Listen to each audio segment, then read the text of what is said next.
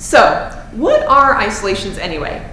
In dance, isolations is a term that identifies the technique dancers use when they move one part of their body but keep the rest of their body still or isolated. The benefit to doing this is that it will enhance what your unique style is, meaning how your body uniquely moves. You'll discover this more and more as you take different styles of dance. These exercises can make you go from looking like this to looking like this. Isolations were first introduced in the 1940s and 1950s during the birth of jazz dance.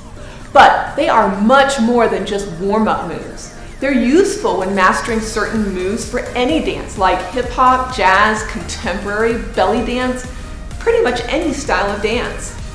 You can isolate a lot of different parts of your body. Like for hip-hop, you might want to articulate your neck and head in incremental, almost robotic ways. Or in lyrical dance, you might want to articulate your hands in different degrees and angles that leads to your arm flowing like a wave of water. But what we're going to focus on here is isolating the two larger body parts that will help you in really any kind of dance you do. And those are your obliques and your hips. Through the isolations and body rolls we do, you'll build strength and flexibility that your body needs to move in ways you haven't before.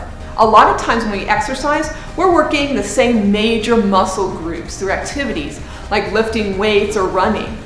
Even if we take a Zumba class often, we might execute the same similar moves, working the same muscles, unless we learn to move our body differently. I take a popular weightlifting group exercise class at my gym, and I'm shocked at how little these classes focus on the obliques, if at all in some releases. Through learning how to do isolations and body rolls, you'll be working muscles that you likely haven't built up as strong as, say, your quadriceps and hamstrings. These less developed muscles need flexibility to match your strength so you can execute the dance moves well. By increasing your strength and flexibility throughout your core, obliques, and hips, your range of motion when you're dancing will increase. You will look more fluid and more advanced as a dancer. You'll be able to move incrementally to some extent as well.